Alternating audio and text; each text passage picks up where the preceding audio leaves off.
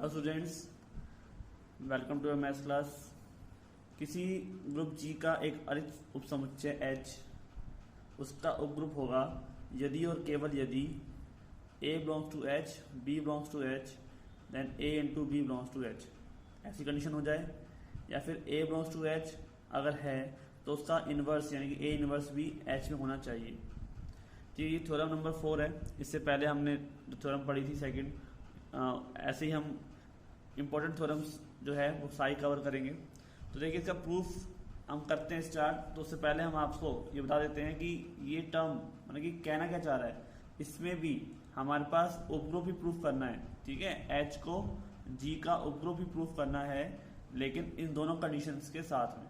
मतलब कि ऐसा होगा तो उसको अपग्रुप होगा, और अगर उपग्रुप होगा तो इस कंडीशन को वो फॉलो करेगा, ठीक है। क्योंकि यहाँ पे क्या आ गया है, यदि और केवल यदि आ गया है, ठीक है। तो हम प्रूफ करते हैं।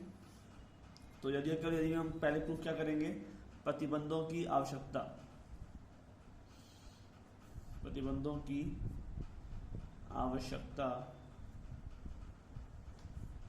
तो हमारे पास जो कंडीशन है यहाँ पर कि माना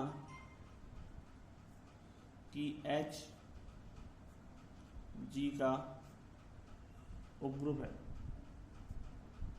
ठीक है। इसलिए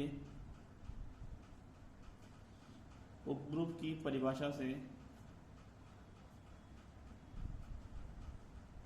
उपग्रुप की परिभाषा से A belongs to H, B belongs to H, देन AB बिलोंग्स टू H, ठीक है। अगर A ऐसे बिलोंग करता है और B ऐसे बिलोंग करता है तो A into B belongs to H होगा, क्योंकि उपग्रुप की परिभाषा से मान रहे हैं, राइट। ये तो हमारे पास ये ना कौन सी संख्या, ये समवर्तता में समवर्त होना चाहिए, समवर्तता के नियम का पालन हो रहा है। तो हमारे पास अगर A H में आ रहा है और B भी H में आ रहा है तो दोनों का मल्टीप्लाई भी H में आएगा, ठीक है। वो उपग्रुप है, ठीक है। पहले हम उपग्रुप बोल चुके हैं कि H G का उपग्रुप है, तब हम प्रूफ करेंगे इन दोनों को, ठीक है। और सेकंड क्या है कि अगर A बिलोंग्स टू H है तो उसका इनवर्स भी H में होना चाहिए। किससे?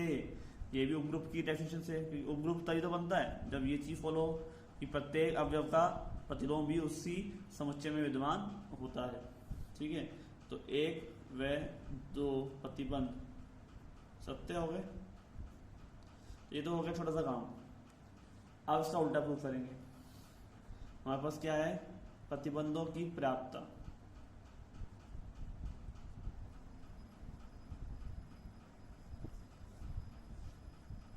ठीक है। Sufficient conditions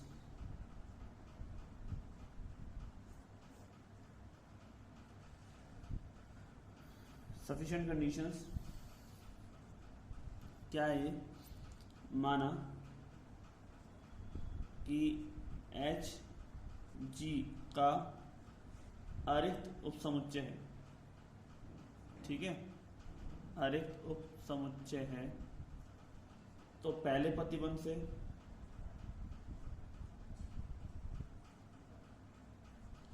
A belongs to H, B belongs to H, then A into B belongs to H। इससे क्या प्रूफ होता है कि संक्रिया द्विचर है, संक्रिया द्विचर है, अर्थात समवर्तता के नियम का पालन होता है, समवर्त नियम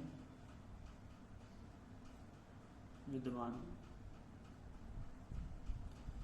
ठीक है भाई। हमको अब प्रूफ क्या करना है कि ये उपग्रुप है, ठीक है। किससे? इन दोनों केस को यूज करते हुए, ठीक है। तो अब हमारे पास जो संक्रिया जो है वो G के अंदर अगर जो संक्रिया है यानी समवर्तता के नियम का पालन हो रहा है तो इसका मतलब वो H में भी पालन करेगी, ठीक है। अब हमारे पास ये बात है कि G एक ग्रुप है, राइट। G एक ग्रुप है, तब G में साहचर्य के नियम का पालन होता है, साहचर्य के नियम का पालन होता है।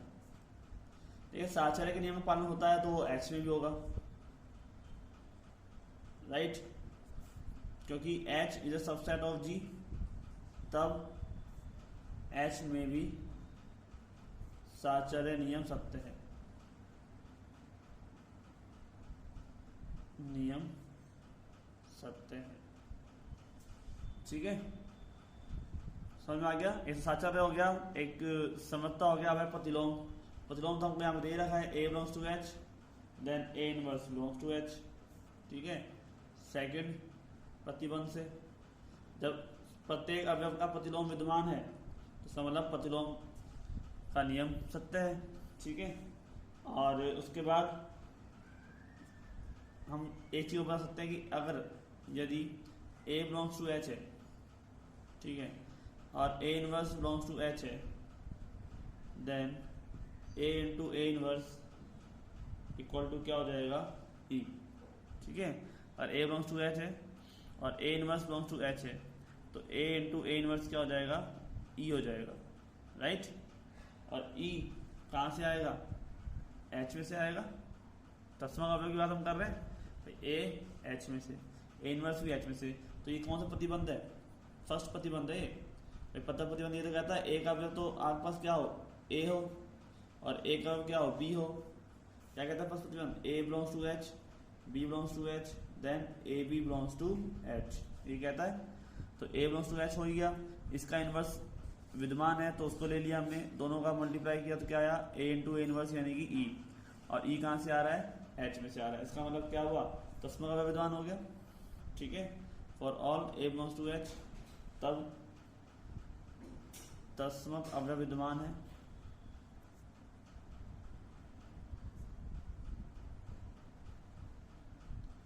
अतः एच जी का उपग्रुप है। अब देखिए यहाँ पर जो आपने प्रूफ किया वो जो दिया हुआ था उससे इजीली प्रूफ हो गया, लेकिन अगर आप इसको समझोगे नहीं, मतलब देखने के बाद अगर आप सोचोगे कि नहीं कैसे प्रूफ होगा, तो आपको बहुत हार्ड लगेगा चीज़, क्योंकि कुछ भी नहीं था इसके अंदर। आप खुद देख सकते हो कि जो चीज़ हम ऑलरेडी प्रूफ कर चुके हैं वही चीज़ यहाँ पर मेंशन की जा रही है। ठीक है, तो हमारे पास जो कंडीशन है एक सेटिस्फाई हो गई कि एच जो है वो जी का उपग्रुप हो गया, और उससे पहले हमने प्रूफ कर चुके थे दोनों, यानी कि प्रतिबंध की प्राप्यता और आवश्यकता दोनों प्रूफ यहाँ पर हो चुकी हैं। अब हमारे पास नेक्स्ट जो थ्योरम है उसको लेके चलते हैं। तो थ्योरम नंबर बस 5th है कि किसी ग्रुप जी के किन्हीं दो उपग्रुपों का सर्वनिष्ठ, ठीक है, किसी ग्रुप जी के किन्हीं दो ग्रुपों का सर्वनिष्ठ ग्रुप जी का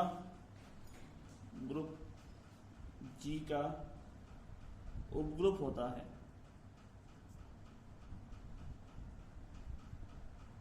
ठीक है, किसी ग्रुप जी के किन्हीं दो उपग्रुपों का सर्वनिष्ठ ग्रुप जी का क्या होता है, उपग्रुप होता है। ये चीज हमको यहाँ पर प्रूफ करनी है। ठीक है, तो उपग्रुपों का सर्वनिष्ठ यानी कि इंटरसेक्शन। ठीक है, हम बात करें तो इसका मतलब क्या होता है, इंटरसेक्शन जो है वो भी एक क्या होना चाहिए, उपग्रुप होना चाहिए। ठीक है, तो हम दो चीज लेके चलेंगे। मान लो दो ग्रुप क्या हो गए, H1 और H2 हो गए, तो हम लेके चलते हैं, माना कि H1 व H2 ग्रुप जी के दो उपग्रुप हैं। ठीक है, H1 व H2 ग्रुप जी के क्या हैं, दो उपग्रुप हैं। अब तस्मक अवयव विद्यमान है दोनों में, तस्मक अवयव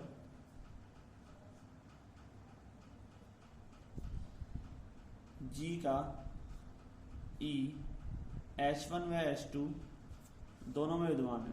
ऐसा क्यों होगा,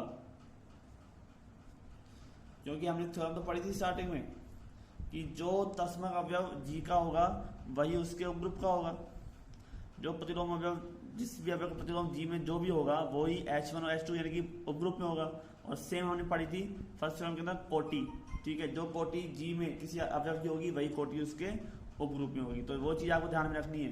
मैं बता रहा हूँ हर थ्योरम आपस में आप रिलेट करती है एक दूसरे से, आपको उसको ध्यान से पढ़ना है, क्योंकि वही चीज़ें स्टेटमेंट आपको अगर दिमाग में आएंगी तो आप आगे बढ़ सकते हो, वरना आपको हर थ्योरम को रटने का बन जाएगा कि हम इसको रट लें, ठीक है। आप जो थर्ड ईयर के बच्चे हैं वो लकी हैं कि सेकेंड ईयर में आपने रियल एनालिसिस नहीं पढ़ी है प्रॉपरली, क्योंकि आप एग्ज़ाम नहीं दिए, पढ़ी तो होगी लेकिन एग्ज़ाम नहीं दिए तो आपको वो चीज़ पता नहीं है कि थ्योरम्स को प्रॉपरली कैसे प्रूफ किया जाता है, राइट। इसलिए अब यहाँ पे आपको ज़्यादा मेहनत करनी पड़ेगी। मैं चाहता हूँ कि आपको थ्योरम्स को समझ के करें, रटे नहीं, ठीक है। हमने पूछा कि जी के किन्हीं दो उपग्रुपों का सर्वनिष्ठ ग्रुप जी के का उपग्रुप होता है। तो पहले दो ग्रुप हमने ले लिए H1 और H2, ठीक है। अब H1 H2 के साथ में हमें उसको उपग्रुप बनाना है सर्वनिष्ठ, यानी दोनों का इंटरसेक्शन। तो ग्रुप के लिए हमें क्या क्या चाहिए, वही चीज़ें चाहिए, तस्मा का अवयव, ठीक है। और कैसे बन सकता है, तो हमारे पास तस्मा का अवयव मिल गया। इसका मतलब क्या है कि H1 इंटरसेक्शन H2 जो है वो खाली नहीं है, राइट। इसका मतलब ये था लेने का, ठीक है। H1 इंटरसेक्शन H2 जो है फाई नहीं है। हमें फाई नहीं, इसका मतलब कोई कोई एलिमेंट होगा, तो हम मान लेते हैं कि ए और बी दो एलिमेंट हैं जो बिलोंग करते हैं H1 इंटरसेक्शन H2 से, ठीक है। अब देखिए आप, अब हमारे पास अगर ए और बी दोनों H1 इंटरसेक्शन H2 से बिलोंग करते हैं तो ए बिलोंग करेगा H1 इंटरसेक्शन H2 से, then A belongs to H1, ठीक है, और ए बिलोंग्स टू H2। भाई ये बात तो ये होती है, जब इंटरसेक्शन की बात आती है तो इसका मतलब क्या है कि दोनों में से आना चाहिए। और अगर बी बिलोंग करता है H1 इंटरसेक्शन H2 से तो बी भी दोनों से बिलोंग करेगा, H1 से भी और H2 से भी करेगा ना, ठीक है। तो अब ये देखो हमारे पास H1 H2 दोनों अलग से उपग्रुप हैं ऑलरेडी, ठीक है। यहाँ दे रखा है कि दो उपग्रुप, तो H1 H2 के पास उपग्रुप हैं ऑलरेडी, मतलब कि H1 H2 खुद जी के उपग्रुप है, तो उसके पास सारी प्रॉपर्टी होंगी जो भी उपग्रुप बनने के लिए होती है, ठीक है। तो हम कहते हैं कि H1 व H2 ग्रुप जी के उपग्रुप हैं, इसलिए A belongs to H1, B belongs to H1, ठीक है। इसका मतलब क्या होगा, A B inverse belongs to H1 होगा ना। जब B बिलोंग करता है H1 से तो उसका इनवर्स भी आएगा, और दोनों का मल्टीप्लाई होने के बाद क्या आएगा, बिलोंग्स टू H1 होगा, क्योंकि H1 H2 दोनों क्या है, ग्रुप है, उपग्रुप है जी के। अब आपसे कहते हैं कि यहाँ पर B यानी कि A बिलोंग्स टू H2 और B बिलोंग्स टू भी H2, तो भी A B inverse belongs to क्या होगा, H2 होगा। आप खुद देख सकते हो कि ए बी इनवर्स H1 में आ रहा है, ए बी इनवर्स H2 में भी आ रहा है, तो दोनों को मिलाकर A B inverse belongs to किसके आना चाहिए, H1 इंटरसेक्शन H2 के आना चाहिए। अगर आना चाहिए तो उसका मतलब ये रूल किसके लिए फॉलो करता है भाई, ये रूल हमने आपको स्टार्टिंग में बताया था कि ये रूल मेन है किसी भी समुच्चय को उपग्रुप प्रूफ करने के लिए, राइट। तो इसका मतलब क्या हुआ कि H1 इंटरसेक्शन H2 भी G का उपग्रुप है, ठीक है। H1 इंटरसेक्शन H2 भी G का क्या होगा, उपग्रुप होगा। तो A into B inverse belongs to H1 intersection H2, right. तो हमारे पास जो कंडीशन है वो इस प्रकार से तैयार रहेगी। तो समझ में आ गया आपको कैसे प्रूफ करना है, बस जो चीज़ दे रखी है उसको आप ध्यान में रखते जाइए और इसको आराम से सॉल्व कर सकते हैं, ठीक है। ज़्यादा बड़ा नहीं है लेकिन इंपॉर्टेंट पार्ट है, ठीक है, और ये भी याद रखना है। अब इसका जस्ट उल्टा जो है, उल्टा का मतलब कि यहाँ पे दे रखा है इंटरसेक्शन और हमारे पास है संघ, संघ माने आप जानते हो कि यूनियन, ठीक है। तो यूनियन की हम बात करेंगे तो उसमें थोड़ा सा डिफरेंस होगा, तो इसलिए दोनों को याद रखना है कि इंटरसेक्शन में तो सीधा केवल इंटरसेक्शन ही क्या बन जाएगा, ग्रुप बन जाएगा, सब ग्रुप। लेकिन यूनियन की बात करेंगे ना तो उसमें एक लाइन और ऐड हो जाएगी, वो हम ये पढ़ेंगे। पहले हम ये देख लेते हैं कि H1 इंटरसेक्शन H2, मतलब मान लो H1 H2 की जगह पर यहाँ पर बहुत सारे हों, ठीक है, G के उपग्रुप हैं, तो H1 intersection H2 intersection H3 intersection HN, ये सब क्या होंगे, सब ग्रुप होंगे, भी G के सब ग्रुप होंगे। यानी कि आपको एक जनरल फॉर्म बता दी है कि आपके पास अगर 2 के बजाय 5, 10 कितने भी उपग्रुप आए, उन सबका इंटरसेक्शन बनाओगे तो भी वो G के क्या होंगे, सब ग्रुप होंगे, राइट। तो हमारे पास इस तरह से जो टर्म है वो हमने बता दी है। अब हम नेक्स्ट जो थ्योरम है वो लिखते हैं। नेक्स्ट थ्योरम हमारे पास थ्योरम नंबर 6 है।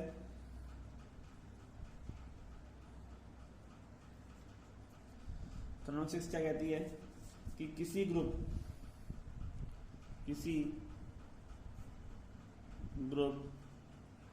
G के 2 उपग्रुपों का संघ एक उपसमूह है यदि और केवल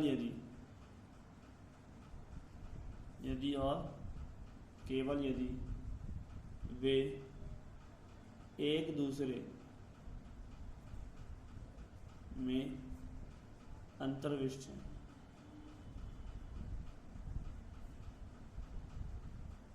ठीक है, ये लाइन जो है वो अलग है, ठीक है, समझ में आ गया आपको कि वो उपग्रुप का समूह तो बन जाएगा, लेकिन तब बनेगा जब वो एक दूसरे में क्या हो जाएंगे, अंतर्विष्ट, यानी कि एक दूसरे के अंदर वो कंटेन करेंगे एक दूसरे को, ठीक है। मतलब बताता हूँ, if and only if one is contain in the other,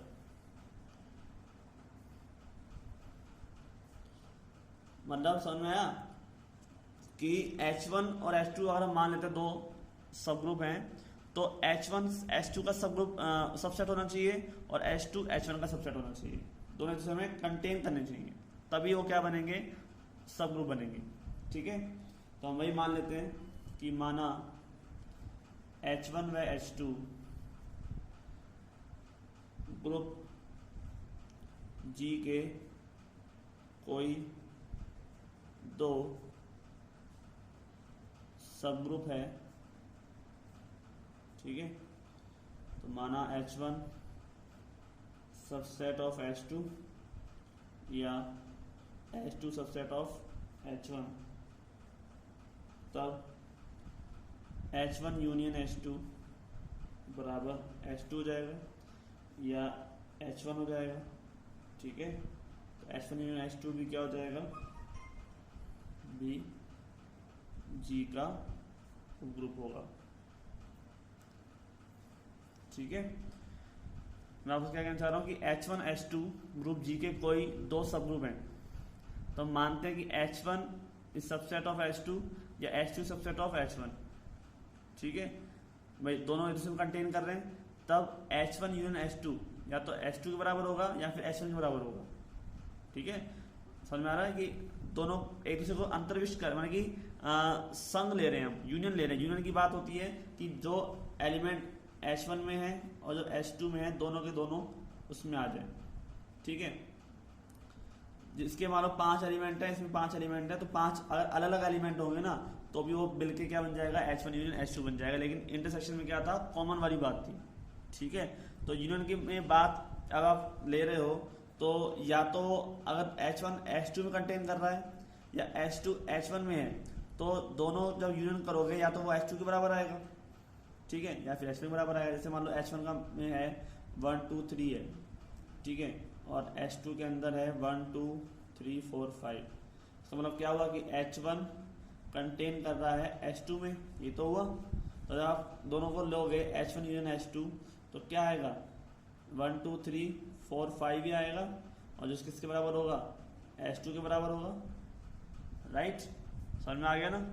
तो इस थ्योरम को हम कल करेंगे, ठीक है, क्योंकि काफ़ी लंबा लेक्चर हो सकता है आपका, अभी थ्योरम बाकी है।